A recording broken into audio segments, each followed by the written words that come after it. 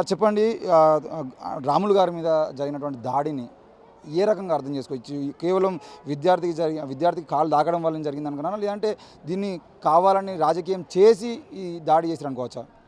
ఇది ఖచ్చితంగా ప్రధాన ఉపాధ్యాయులు బోధనాభ్యాసన ప్రక్రియలో సహజంగా జరుగుతాయి విద్యార్థిని ముట్టుకోవడం కానీ అట్టది. కానీ అందుకు జరిగింది అనేది మేము భావించట్లేదు.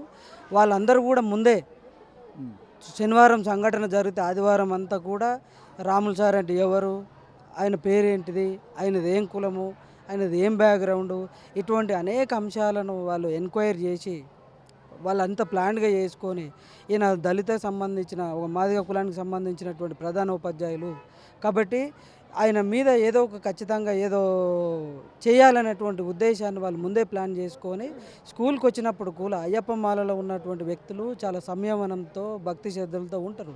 ఏదైనా ఒక భక్తుడు కానీ ఎవరి ద్వారా పొరపాటు జరిగితే క్షమించే స్థితిలో ఉంటారు.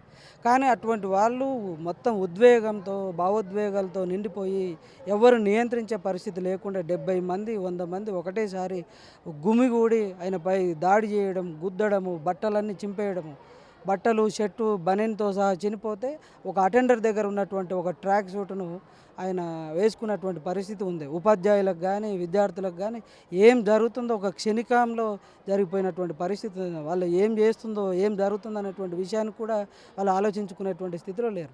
అంత దాడిని చేస్తున్నారంటే వాళ్ళు ఏం మనసులో పెట్టుకున్నారు, ఎందుకు చేస్తున్నారు అనేది తెలియదు. కానీ అది కేవలం ఏదో ఉపాధ్యాయుడు పొరపాటు జరిగినందుకు కాదు, ఆయన ఒక దళిత కులానికి సంబంధించినటువంటి ప్రధాన ఉపాధ్యాయులు కాబట్టి ఆయన మీద ఇంత దాడి జరిగిందని ఖచ్చితంగా మేము భావిస్తున్నాం.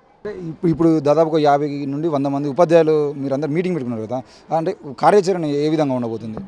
రంగారెడ్డి జిల్లాలో ఉన్నటువంటి అన్ని ఉపాధ్యాయ సంఘాలు దాదాపుగా ఒక 30 నుంచి 40 ఉపాధ్యాయ సంఘాలు అందరం కూడా, కొంతమంది వివిధ కారణాల వల్ల రాలేకపోయినారు, వాళ్ళందరం కూడా ఉండి విద్యా వ్యవస్థలో మరొకసారి బయటి వ్యక్తుల నుండి ఉపాధ్యాయుల పట్ల కానీ స్కూల్లో ఎలాంటి అవాంఛిత సందర్భాలు రాకుండా ఖచ్చితంగా మేము కార్యక్రమాన్ని తీసుకొని ఇది రాష్ట్ర స్థాయిలో డైరెక్టర్ ఆఫ్ స్కూల్ ఎడ్యుకేషన్ కానీ నెక్స్ట్ ప్రిన్సిపల్ ఎడ్యుకేషన్ సెక్రటరీ గారు వాళ్ళందరూ కూడా కలిసి పాఠశాలల్లో ఈ పండుగలు వస్తున్నప్పుడు అయ్యప్ప మాల, శివమాల, ఇతరత్ర పండుగలు వస్తున్నప్పుడు విద్యార్థుల పట్ల ఉపాధ్యాయుల సంరక్షణ ఉంటుంది.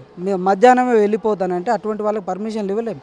ఒకవేళ పర్మిషన్ ఇస్తాం వాళ్ళు తినకుండా వచ్చి స్ప్రో తప్పి కింద పడిపోతే వాళ్ళకి జరిగినటువంటి విషయాలకు మళ్ళీ ప్రధాన ఉపాధ్యాయుడు స్కూల్లో టీచర్లే సస్పెండ్ అయ్యేటువంటి పరిస్థితులు ఉన్నాయి. కాబట్టి దీని మీద ప్రభుత్వం ఖచ్చితంగా ఇటువంటి పిల్లల్ని స్కూల్కు అలౌ చేయాలనా లేదా అటువంటి వాళ్ళపైన ప్రత్యేకమైనటువంటి చర్యలు చట్టాలు కూడా ఉంటే బాగుంటుంది, ఉపాధ్యాయులపైన ఒత్తిడి లేకుండా ఉంటుంది అనే దానికోసం మేము ప్రయత్నం చేస్తాం.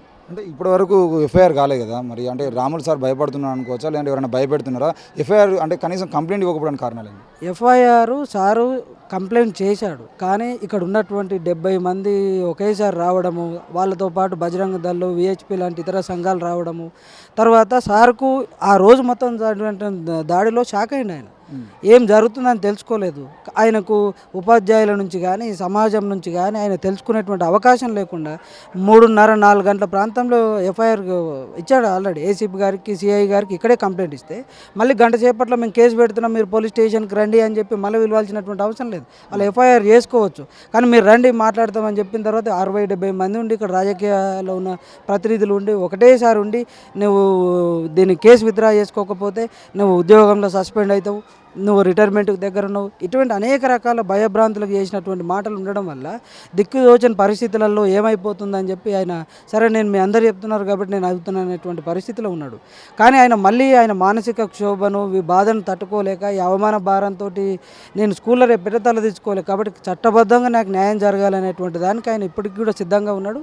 ఆయన కంప్లైంట్ ఇవ్వడానికి సిద్ధంగా ఉన్నాడు. ఆ రోజు వాళ్ళ ఒత్తిడి వల్ల అనివార్యంగా ఉపసంహరించుకునేటువంటి పరిస్థితి క్రియేట్ చేయబడ్డది. అంటే రేపు మళ్ళీ అలాంటి సంఘటనలు మళ్ళీ రాములు గారిని బెదిరించేటువంటి పరిస్థితులు జరిగేదంటే బీటీఎఫ్ తరఫున మీరు చేయమని చెప్పారు? ఖచ్చితంగా బీటీఎఫ్తో పాటు మిగతా ఉపాధ్యాయ సంఘాలు కూడా రాములు సార్కు నైతిక మద్దతుతో పాటు ఖచ్చితంగా ఆయనకు వెన్నుదన్నుగా ఉంటాము.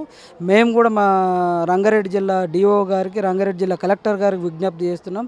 మీరు డిపార్ట్మెంట్ పరంగా కూడా రాములు సార్కి ఈ పాఠశాలలో తుగ్గూడలో పనిచేస్తున్నటువంటి ఉపాధ్యాయులకు కూడా రక్షణ కలిగించి స్వేచ్ఛగా శాంతంగా పనిచేసుకునేటువంటి పరిస్థితులు శాఖాపరంగా వాళ్ళని కూడా కలగజేయాలని మేము డిమాండ్ చేస్తున్నాం.